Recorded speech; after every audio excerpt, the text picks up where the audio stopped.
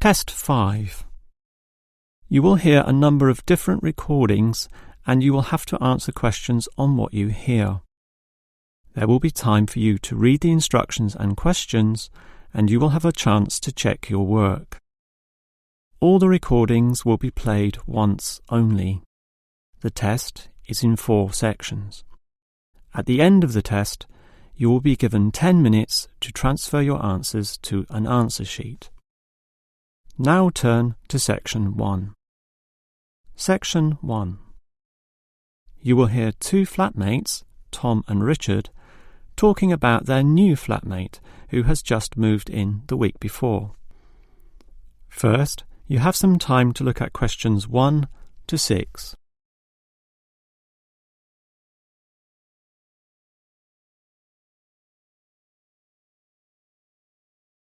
You will see that there is an example that has been done for you. On this occasion only, the conversation relating to this will be played first. Hi, Richard. I'm glad I caught you here. Can I just talk to you about something? Our new flatmate, Anders, is not quite what I had hoped. I was wondering if you shared my concerns about some of his behaviour. The new tenant's name is Anders, so Anders has been written in the space. Now we shall begin. You should answer the questions as you listen, because you will not hear the recording a second time. Now listen carefully and answer questions 1 to 6. Hi, Richard. I'm glad I caught you here. Can I just talk to you about something? Our new flatmate, Anders, is not quite what I had hoped. I was wondering if you shared my concerns about some of his behaviour. Yes, Tom, I know what you mean, but we can't be entirely negative. He has good points. I mean, at least he's quiet. He doesn't play loud music all night or bother others or turn his TV up, disturbing everyone. Sure, he's quiet, but remember our last flatmate? He'd say hi to you and smile and treat everyone politely. In comparison, this new guy is very impolite. He just grunts in reply and sometimes ignores me altogether. I guess that's just his way. You know, just his character. I don't think he realises he's being impolite, and it shouldn't matter to us too much. We can just ignore him too and quietly live our own lives. But his friends are hard to ignore when they visit. I know what you mean, but how often does that happen? I rarely see them, maybe once or twice a month. If they came more often, it might be a problem, but as it is, such rare visits don't matter so much. Wouldn't you say so? Well, I'm not sure, since it's very obvious when they're here because of all the cigarette smoke in the house. It stinks up the place, and you know we don't allow smoking on the premises. Well, I've never seen them doing this. Maybe they do it outside. Perhaps we can talk to Anders about it. Always remember, though, in one respect, he's a good tenant, and it's the most important aspect. The previous flatmate would always pay the rent late. I know what you're going to say. This guy pays promptly. But there's more to being a good tenant than prompt payment. I mean, you need to turn off the TV, clean up your dishes, dress respectably, be polite, and so on. I guess what I'm saying is that basically you need to cooperate with the others, and this new guy fails significantly in this respect. OK, I suppose you have a point there. Before you hear the rest of the conversation, you have some time to look at questions 7 to 10.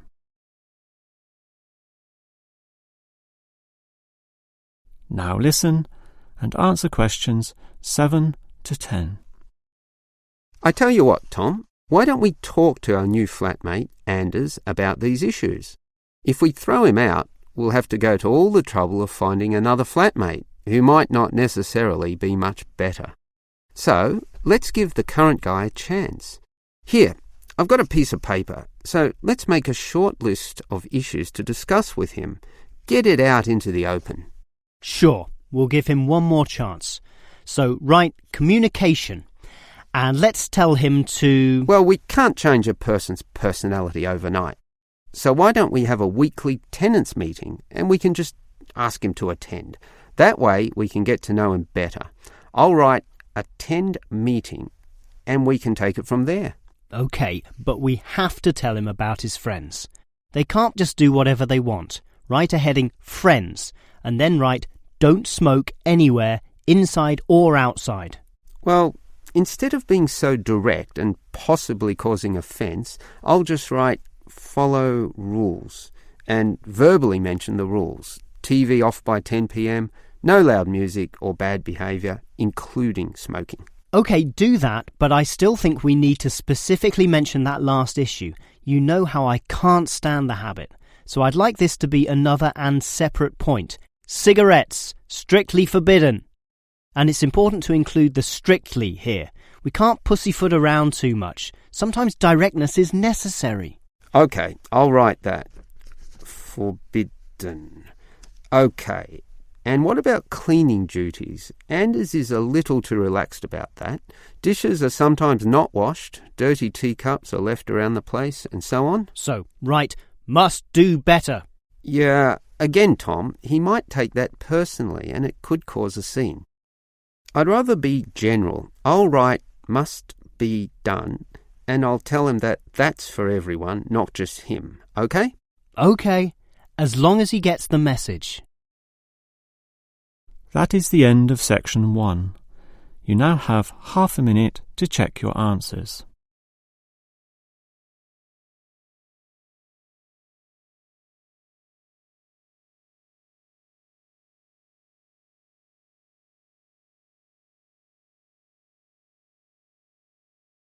Now turn to section 2. Section 2. You will hear a first aid officer talking to a group of factory workers about emergency first aid. First, you have some time to look at questions 11 to 17.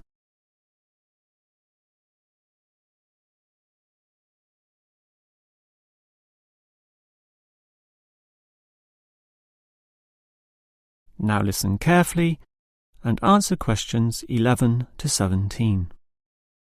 Hello everyone. Now you know why I'm here. You all work in a factory and in this environment there always remains a significant possibility of accidents happening, in which case first aid will be necessary. What is first aid? It is the provision of emergency on-site care when an injury occurs. And it is essential for everyone to know, if only simply, the steps which must be followed. There are, of course, minor injuries which may happen, not needing further medical care beyond the intervention of the first aider, but you can never be sure. Thus, the following steps must always be followed. These can be abbreviated to the words Dr. A, B, C. In other words, D, R, A, B, C. The D stands for danger, and that's the first issue to keep in mind. When an accident happens, immediately ascertain that the environment is safe. That, for example, nothing else will fall or break or cause accidents. If you, the first aider, are also injured, the problem is even worse. The R stands for respond. You must then ascertain the best response. Once all the danger has been eliminated and the distress calls sent out, the appropriate action is, obviously, to help the injured party. Alright, that leads to A, which stands for airway. In order to stay alive, all people need to have an open airway to allow breathing. A conscious person will automatically clear their own airway. But if unconscious, this may not happen. The brain is stopped or hindered from properly directing the body, and, obviously, in the worst case, death can result. For this reason, the injured person is normally put into the recovery position. Placed on the side, tilting the head back and ensuring that there are no blockages in the mouth. To free any such blockages, the back can be slapped or the chest compressed, allowing anything to be spat out. Now that the airway is free, check for B, or breathing. If breathing is not happening or is irregular, the first aider may have to assist with what is technically known as cardiopulmonary resuscitation, or more commonly, CPR. This involves breathing for the patient through mouth-to-mouth contact, while periodically massaging the heart through compressions to the chest. This combination allows blood and oxygen to flow around the body, keeping the patient alive, hopefully until medics, such as doctors, advanced first aiders, or ambulance staff arrive. Before you hear the rest of the talk, you have some time to look at questions 18 to 20.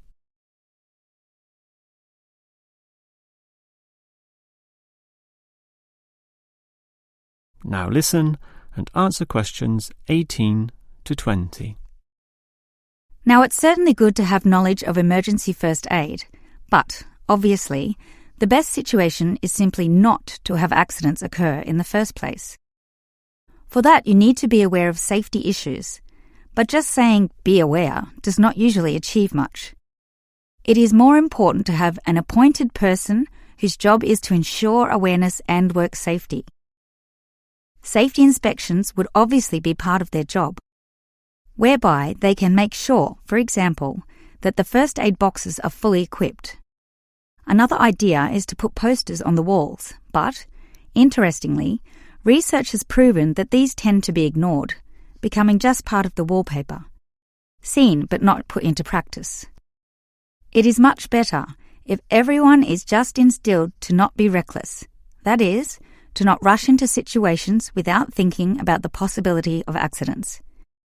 And instilling this mindset is part of the job of the safety officer. Some other suggestions are ongoing first aid training and no accident reward or star systems. These have had some success, but nothing beats a regular meeting, say once a month, in which the subject of safety is brought to the attention of everyone, and any outstanding issues related to this are thoroughly discussed. That is the end of section 2. You now have half a minute to check your answers.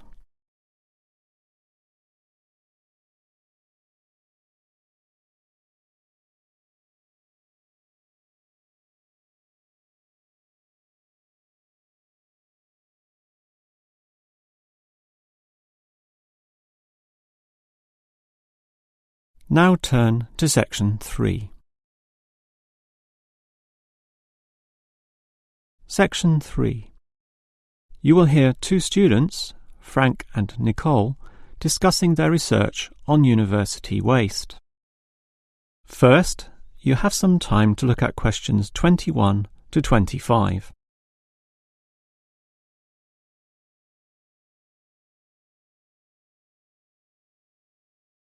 Now listen carefully and answer questions 21 to 25. Hi, Nicole. As you know, we've got to decide on the best ways this university can reduce its waste. You inspected the eastern campus and I did the western buildings. Did you do all the interviews as well? Yes, I interviewed all the staff, who made some good observations, and I interviewed some of the students. The students said little that was interesting. They don't seem to care that much. It was the cleaners, surprisingly, who revealed the most relevant facts. That's not surprising to me. They empty all the bins, so they see the waste firsthand, whereas the staff just throw things away without thinking. What item was most commonly disposed of? Well, it really depended on where I interviewed. In the cafeteria precinct, obviously paper plates and cups were thrown away all over the place. There was almost no attempt at recycling. However, across the university in general, it was paper copying that filled up most bins, far more than plastic or other forms of waste. Do people care about this, then? Well, some do, if you can believe them. I must have interviewed about 30% of customers in the cafeteria, and the results were mixed. Out of all the people I interviewed, well over half, maybe about 55% of them, were quite honest about it, telling me that they had little concern. The other fraction, 45%, were more troubled. Yes, but do they do anything about it? Surprisingly, quite a significant percentage do something, even if they aren't particularly concerned. I mean, small things. About 10% bring their own cups to the cafeteria, for example, and at least 1/3 said they use recycling bins. So, in total, it's an equal split between those who do something or those who don't. So why do so many people remain inactive, particularly over an issue they should care about more? I think they do care, and many of them are prepared to do something. Obviously, there's an element of laziness, but I'd say that it's relatively small. If they knew what to do and if stringent systems existed, or if the importance of this was made clearer to them, I'm sure you'd see a much larger percentage of people actively working towards helping our environment. Well, there's cause for optimism at least. Before you hear the rest of the conversation, you have some time to look at questions 26 to 30.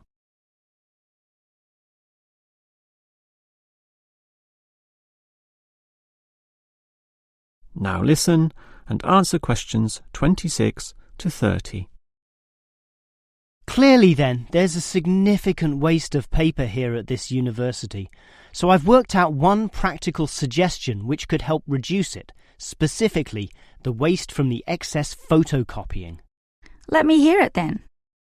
Obviously, for a start, we've got to ensure that people, including the staff, without exception, copy both sides of a page.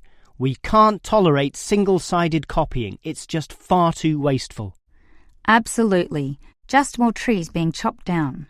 But as people are doing copying, there may be adjustments and practice copying, producing single-sided copies or blank pages not wanted and not intended for use.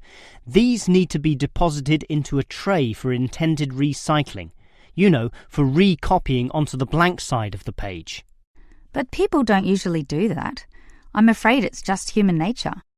No matter how unimportant the copying is, they prefer to use fresh paper. Yeah, I agree with you, which is why you need to display these papers right in front of everyone with a clear sign, "Please reuse," to make it easy for them to do so. They still won't do it. I know. That's why you take some of these papers and regularly stack them inside the copier in a special tray once a day, say in the morning. Well, that's getting better, making it easier for them to use the paper. But still, I'm afraid many won't. That's why you allow everyone to select this tray when copying. You distribute numbers or codes to every person, giving them special access to this recycling tray. Every time they use papers from this, it's tallied up to their account.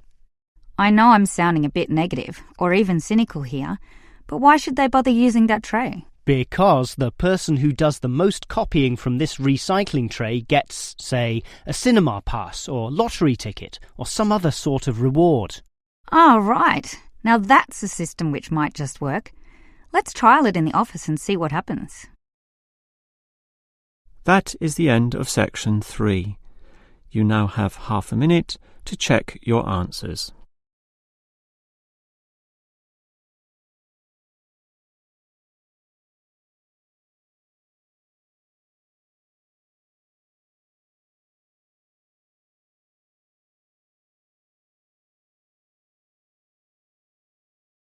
Now turn to section 4.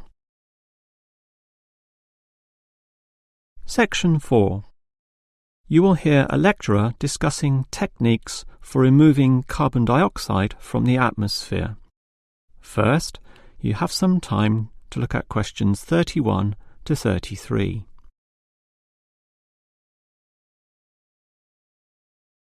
Now listen carefully and answer questions 31 to 33.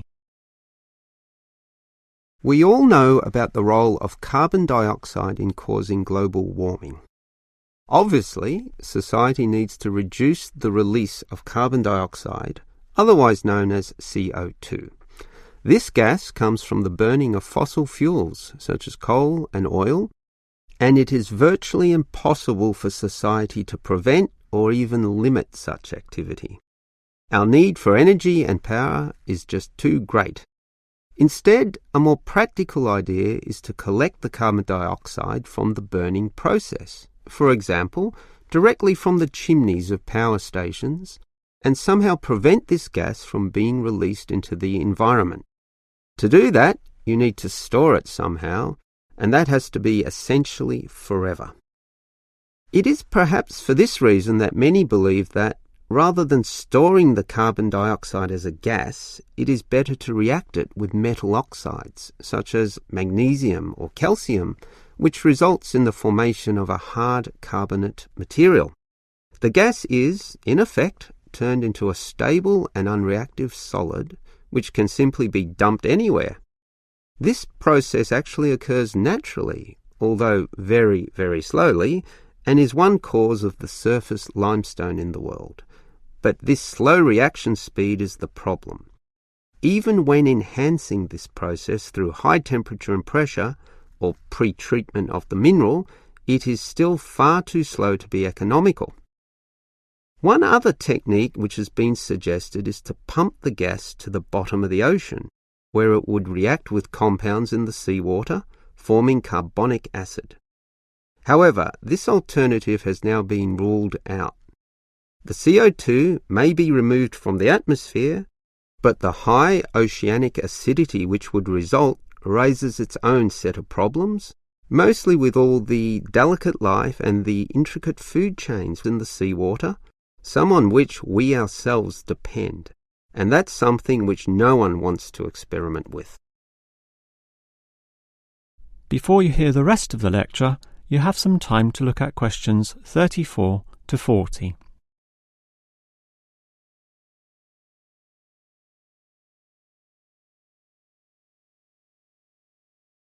Now listen and answer questions 34 to 40. Perhaps because of the lack of alternatives, the most commonly discussed solution to the problem of disposing of carbon dioxide is to pump the gas underground, a technique known as geosequestration. In this system, the CO2, for example, could be pumped into underground pockets within depleted oil wells or disused coal tunnels. This carries, however, three serious disadvantages. Namely, the risk of leaks, the considerable costs involved, and finally, the unproven effectiveness. Let us look at those three disadvantages in detail. Firstly, there is the risk of leaks. Although the gas would be deep and sealed over by masses of rock and earth, the huge pressures in these spaces would turn the gas into a liquid state, capable of moving through rock fissures or faults. This could allow the gas to eventually be released to the surface. Since CO2 is heavier than air, and thus pushes oxygen aside, such leaks could result in the suffocation of thousands or tens of thousands of people, certainly not a consequence to be taken lightly. Natural CO2 leakage from volcanic buildup has already witnessed such deadly events. The other problem of geosequestration is the cost. The time and effort spent on materials and construction, primarily the pipe work through which the gas would travel, does not come cheaply. So, if this system were to be implemented in, say, coal-fired power plants, the extra cost would have to be paid by the electricity user, whose bills would almost double as a consequence. Few people are prepared to pay this much simply to make a small dent on the effects of global warming. And this leads to the final problem. The most basic question is whether geosequestration actually reduces global warming. The problem here is that the energy needed to create and drive the sequestration process would require approximately a quarter of a coal-fired electricity plant's output. In other words, the plant would have to burn 1/4 more of its coal just to account for the sequestration of the carbon dioxide. And with coal producing other noxious pollutants, such as sulfur, ash, and heavy metals, the environment is hardly benefited at all. Nevertheless, there are many active experimental efforts underway, primarily in oil production sites. These are small, but intensively monitored and analysed. All we can say now is that the jury is still out on whether underground carbon storage will one day be feasible. That is the end of section 4. You now have half a minute to check your answers.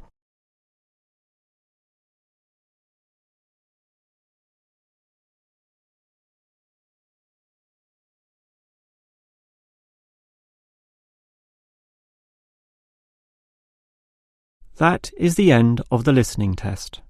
In the real IELTS test, you would now have 10 minutes to transfer your answers to the answer sheet.